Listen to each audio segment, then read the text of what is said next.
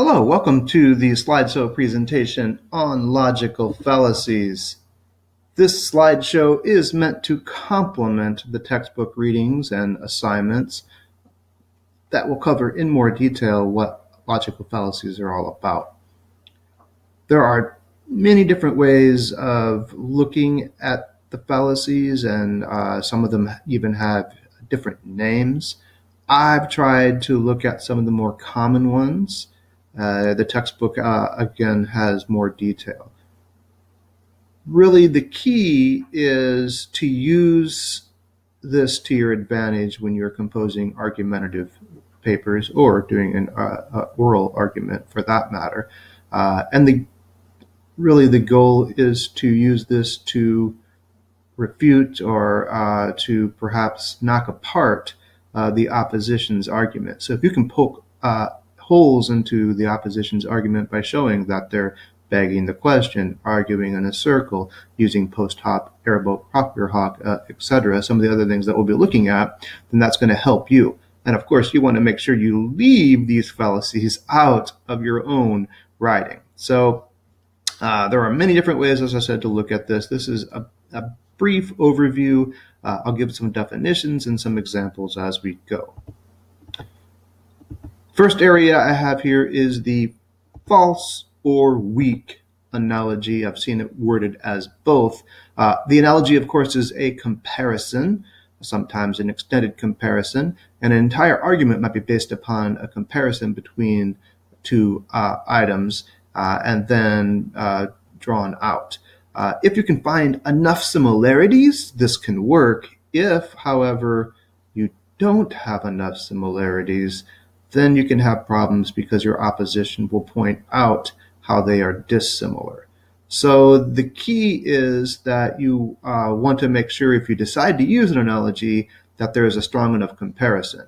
When you're looking at a false or a weak analogy, it's pretty apparent that some important items don't line up or really aren't analogous at all. So again, this can be used to reinforce arguments, but usually it won't stand alone without other help, and it always kind of opens up the possibility of, sure, they're the same in this way, but they're different here, there, or the other. So keep that in mind when you think of the analogy. Here's the first example. We will likely wake up from death because death is like falling to sleep in that you lose consciousness in both, and we wake up from sleep.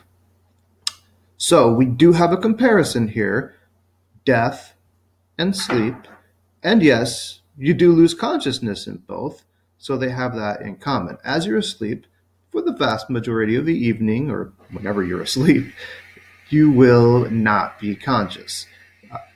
But there are some pretty important differences. Most of you will have an REM stage or sequence. Within that REM sequence, you'll have some brain activity and some dreaming. And by the way, your heart will be beating and you will be breathing, so forth and so on. So they are, sure, similar in that pretty much you're unconscious for both, but being permanently unconscious in death certainly is different, as well, you're not alive anymore. So they are too different to actually be compared.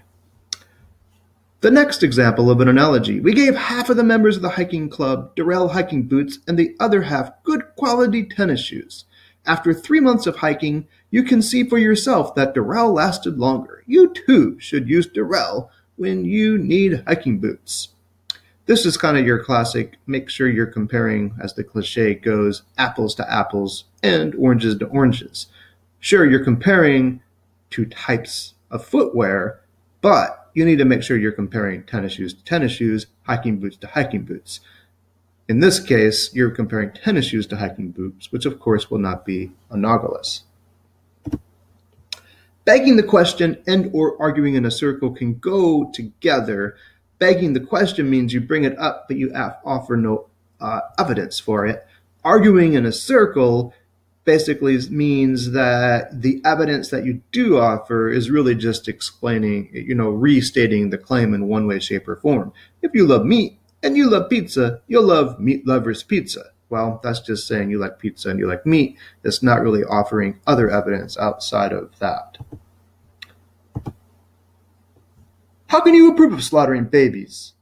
this begs the question because it's assuming abortion is murder, and the country, of course, is split on that entire issue of where life starts, where it's separate from the woman's rights, so forth and so on. So for that one, because the whole issue really is a definition of terms, it's difficult to have, a sustained sort of logical argument about anyhow, because it's really about the term of where life actually starts, where the embryo could survive outside the womb, so forth and so on. But in any case, this one begs the question. How do you know that flying saucers haven't been visiting the Earth for centuries? I don't, but this begs the question, since you brought it up, could you please show me some of the wreckage, perhaps, some evidence, some verifiable sort of scientific evidence that would show the flying saucers are here? Not hidden evidence that we can't touch, but actual evidence that would align with supporting the fact that they're landing. Of course he is guilty. He could not be in jail if he was not a criminal. This is a circular argument, and unfortunately our system is flawed. Many people in the lower socioeconomic status would essentially just plead out rather than take the more time, whether they happen to be guilty or not. If you have a lot of money, you can find a good attorney, you might be guilty and actually get off, so it could go the other way. We don't have a perfect system, so we can't know for certain because they're in jail, they're actually a criminal. Let alone they could be jailed for what MLK Jr. called an unjust law, and so some people might say that'd be the place to be is jail, because, like in his example, he was protesting segregation laws. So in any case, it's a circular reason argument. It is not fair to. It is only fair to pay your fair share of taxes. This is, of course, saying fair is fair. And I think we know beyond a shadow of a doubt that our country is very divided on what is considered fair taxes. For the Republican Party, the idea of a fair tax, it goes along trickle-down economics. So if you were to give, a tax policy and pass it, as has happened, where 83% of it only goes to the top 1% of the population, they would say that's fair because they're going to create jobs, so forth and so on. On the other hand, if you were progressive, you would say that's unfair. Most of the tax break should go to the working classes, the middle and lower class people, and a progressive tax scale is actually the fairest way of doing it, so that the burden is spread out perhaps more heavily to the wealthy, but the wealthy will still be better off in the long run, because they will still have plenty of money to spare, whereas if you put more burden on a working class person, they'll be harder up. So again, what is fair? People disagree. This is from Trump. We need a leader that wrote the art of the deal. This is just saying Trump is Trump, and though I think he had a ghostwriter, so he might not even have written it himself, it's not really making an argument that goes beyond any sort of circular reasoning. So with begging the question, you can fix it if you can find the evidence. Post hoc ergo propter hoc is Latin for after this, therefore because of this. So essentially, you have the first thing happen, the second thing happens, and the first thing has to have caused the second thing. But it could be coincidental. It could be too complicated. There could be other, things at play that go beyond that. So the first one happened first. It doesn't always mean it necessarily caused it. A month after A-bomb tests are concluded, tornadoes damage the area where the tests were held. There's no evidence to show that the two actually have to correlate. During the full moon, ice cream sales increased by 75% in Des Moines, Iowa. Again, there'd be other, more logical reasons for ice cream sales increasing, like it's really hot out, like perhaps the companies are having some sort of a, penny sale on ice cream to compete with one another. The full moon would have very little to do with why people would buy ice cream. Probably nothing. Some of my students swear by these talisman. A student rubs his lucky rabbit's foot before the test, and he aces the test. Now, I will give you that perhaps these sort of talisman relieve some test anxiety, and in that case it might help somewhat, but the inanimate object by and of itself cannot study for the test and cannot actually perform on the test. So if you're intelligent, you might do well on the test. If you've studied hard, you might do well on the test. If the test is really easy, you might do well on the test. But the rabbit's foot by and of itself doesn't really have any connection to why you do well on the test. The baseball player grows a mustache, and his batting average increases by 100 points. If facial hair would help me become a multi-million-dollar baseball player, I would have a ZZ Top beard. But that isn't the case. Though baseball players often are superstitious, and if they get on a hitting streak, they might keep whatever superstition, like growing a beard, in play. It really has nothing to do with whether or not you can hit a baseball, which is a very difficult thing to do to begin with, which is why only a small amount of people can even make it in the pros, because hitting a ball coming that fast at you from that distance, to have those psychomotor skills, it's only a select few people that can even do it. This product cures the common cold. My cold went away by the 6th day that I used it. Again, your cold might have gone away because of your immune system by the 6th day, so we don't know for certain that the product helped. So when you get into especially arguing causes, this is where you really want to keep post hoc ergo propter hoc in mind.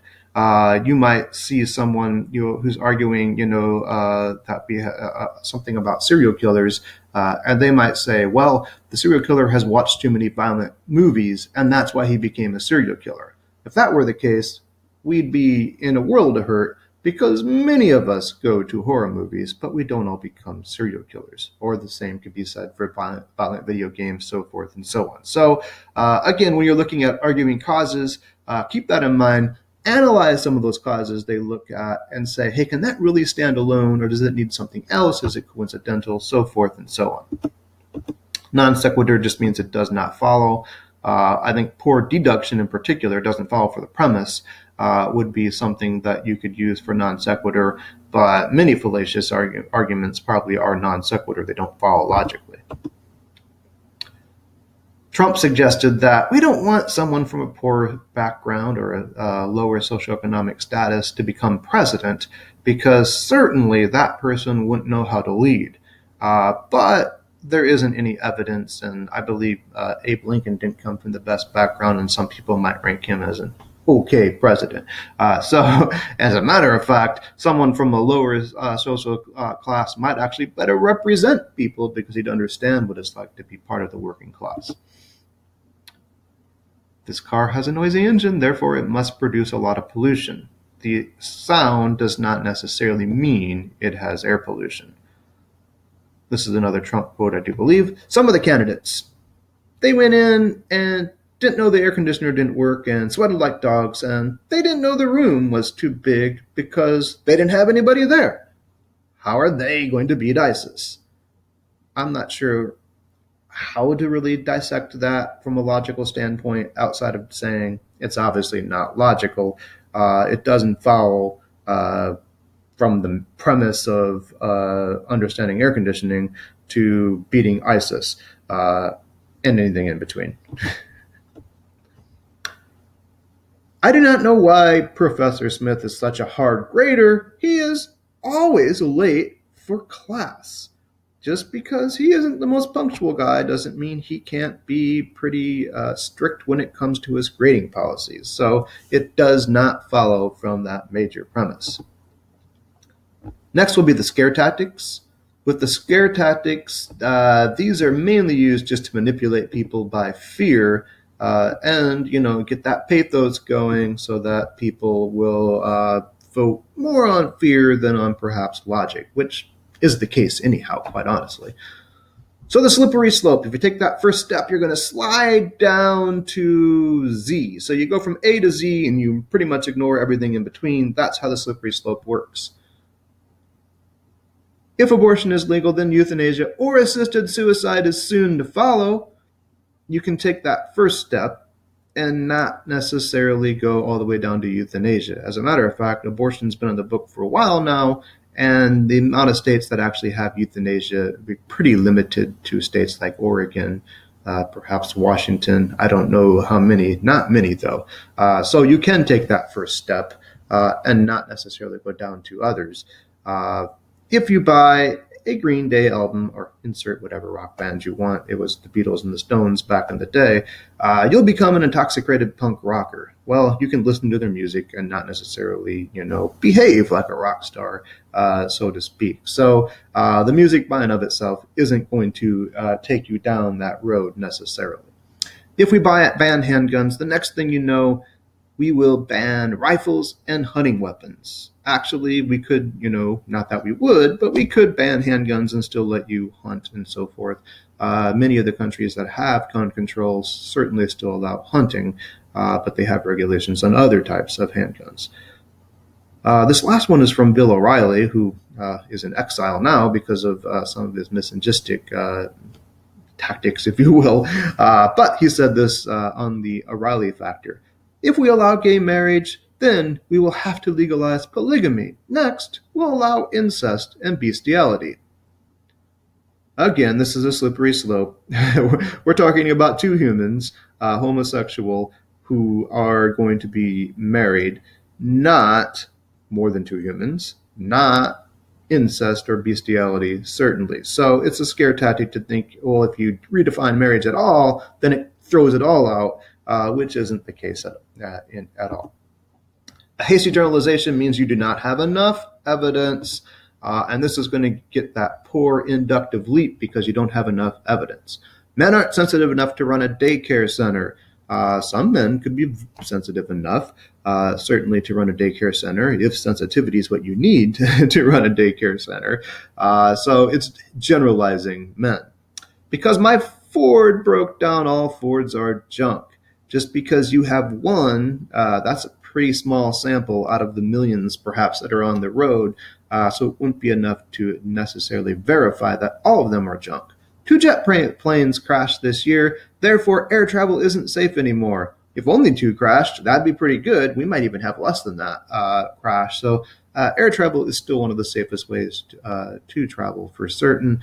Now getting into your car and heading on the interstate during rush hour, that's one of the more dangerous ways to travel. And there are several you could take from Trump, but this is when he was campaigning. When Mexico sends its people, they're not sending their best. They're sending people that have lots of problems. They're bringing drugs. They're bringing crime. They're rapists.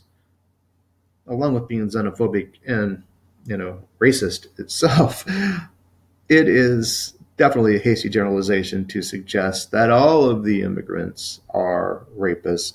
There isn't evidence to support that. And most of the evidence overwhelmingly shows that the amount of crime by immigrants is less than the amount of crime by natural citizens. That said, obviously any crime is bad. And so he's used that to kind of, to use a pun, trump up his base. Either or fallacy, false dilemma, so forth and so on. There are different ways of looking at it. Either or is the easiest because you have one or the other, essentially, and it leaves out other options. So it's in the same ballpark as a slippery slope, but essentially it's saying you have one or the other when there could be other possibilities. If you're not part of the solution, then you're part of the problem. There could be all sorts of stuff in between for a statement like that. Why do we spend millions of dollars on sending a spacecraft to Mars? We could use that money to improve public schools.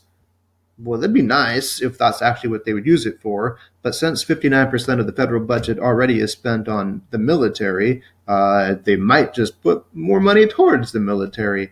We don't know for certain that just because they cut it for space travel or NASA or whatever, that they actually would use it for schools. Evidence might suggest they probably won't. Either we stop the construction of the new airport or the surrounding suburbs will become ghost towns. Again, just because you have an airport and it's by the suburbs doesn't mean that it's going to stop the suburbs from growing because they seem to burgeon over and over again. How can you be against the bill to build a wall along our southern border? Either you're for protecting the border or you're against it. This is assuming that border control and other methods can't be installed, rather than a very, very not conservative, expensive wall, which would do nothing to stop people who come here via airplane and decide to overstay their visa, which is very common. So again, you could be for a safe border and not necessarily think the wall is the best way to do it. Ignoring the question, ad hominem, to the man, against the man, attacking the man, mudslinging. This is pretty much what our politicians do all the time. And our current president, Trump, this is what he does constantly, really, against liberals and the Democratic Party and progressives in particular, but anybody who tries to stand in his way. The governor wants to eliminate soda machines in schools, but he does not know what he's talking about. Calling him dumb isn't an argument. He might very well have some logical reasons, and you'd have to attack those.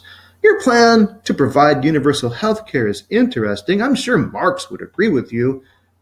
Again, this is just calling someone a Marxist because they want to offer, health care to individuals, as every other developed democracy does outside of the United States, which still has a for-profit system. So you're not necessarily a Marxist just because you want to implement a system that really is used in all the other democracies outside of ours. Free trade is terrible. Free trade can be wonderful if you have smart people, but we have stupid people. Again, I mentioned Trump likes to use ad hominem. Calling people stupid isn't evidence. And chances are most of the people that were put in place by the former President Obama, for example, were pretty intelligent people. He made sure to pick people that were intelligent and well-trained in the areas for which they were to serve, which isn't necessarily the case right now, but that's another story for another day. A red herring. This is basically a distraction. It's used all the time. All politicians love to use the red herring, certainly. This is going to throw the hounds off the track, so to speak. So they follow the herring rather than the actual evidence. So extension really is what it's all about. Here's an example. Sure, now the snowflakes are upset about the treatment of immigrants since Trump is president. Why didn't they complain about Obama's treatment of migrants? Well, the creation of tender age shelters or baby jails is a uniquely Trump and Session thing. And the no tolerance policy is, again, a very uniquely Trump and Session thing.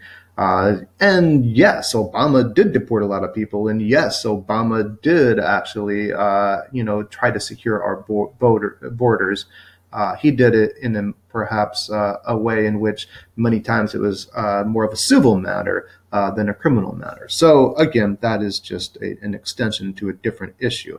Whataboutism, I think, is a term that I like to use here a lot. Fox News is still talking about Clinton and what about Clinton, and that's in the past. What about back then doesn't matter. We have to argue what's going on with here and now. I should not pay a fine for reckless driving. There are actual dangerous criminals on the street, and the police should chase them instead of me. The idea of worse is not necessarily what we need to look at here. You did commit the crime, so you have to look at that issue. The president's tax policies may be popular, but I expect him having affairs with the media should investigate that. That's kind of an ad hominem too, you're an adulterer. But it also is trying to look at a different issue rather than the tax policy itself. The straw man, this is the idea that it's easier to push down a straw man than a real man, so you create the straw man. Really, it's just an extension and a red herring, really. Get the people to talk about that instead of the issue at hand. Bob says publicly funding healthcare should be enacted in the U.S. so all Americans can have equal access to care they need to live full, happy, and productive lives. Joe's straw man argument is, in this age of government spending run amok, the last thing we need is another entitlement. Again, the issue of entitlement isn't the issue we're really looking at. That's a straw man. And whether or not people should have the access to affordable health care is the issue, not whether or not that is something that's entitled to them, though some might say it is entitled. We have the right to life. That's the first one. So essentially, it's trying to get you to look at the entitlement issue rather than the healthcare issue. Bill argues that we must regulate genetically engineered crops better, and Sue replies that people will starve to death if we take away the farmer's ability to grow crops. Again, this is a straw man because regulations doesn't mean like taking it away altogether. The R word, I know my conservative father gets really concerned with the R word. You're regulating. Regulations are neat things that sometimes, I don't know, save us from recessions and depressions because we make sure there are some safeguards in place to stop the avarice that could happen, for example, on Wall Street or with banking. So that's a side note, but it kind of gives you an example. In any case, this is trying to extend or go into a different issue. Ted suggests that the government should raise fuel efficiency standards because it would help with global warming. Joe responds that cities are built to drive cars and your idea will kill the economy. Regulation doesn't mean elimination once again. When Obamacare, or really the Affordable Care Act, was implemented, one of the things that was brought up was end-of-life counseling, similar to what you see already when you're in hospice programs and so forth. Republicans came out with the idea, this is going to create a death panel. And so ultimately, it got people to look at the death panel and how the government is going to kill grandma and so forth and so on. For starters, some might say our for-profit insurance company already has a death panel because it goes to the insurance company that tries anything it can to get out of paying because it's not profitable to pay for some of these procedures. So there's that. Also, states that have euthanasia, guess what they try to get their clients to do? You got it. They try to push for the euthanasia because it's more affordable than the costly treatments. So death panel is rhetoric, but it really isn't a part of anything in the Affordable Care Act or Obamacare. All right, so that wraps up some of the main ideas that we will look at in this chapter. And again, the textbook does a much better job than I do, but I wanted to give you at least an overview so you had an idea of how this stuff works.